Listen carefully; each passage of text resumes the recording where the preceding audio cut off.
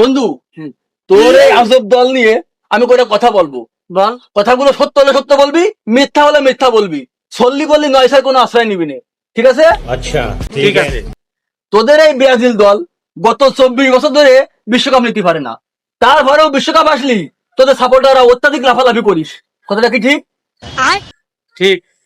তোদের এই ব্রাজিল দল জার্মানির কাছে 7টা গোল খাওয়ার পড়াচ্ছে, তোদের সাপোর্টারদের 7 আপ দেখলে মাথা নষ্ট হয়ে যায়, কথাটা কি সত্য? সত্য।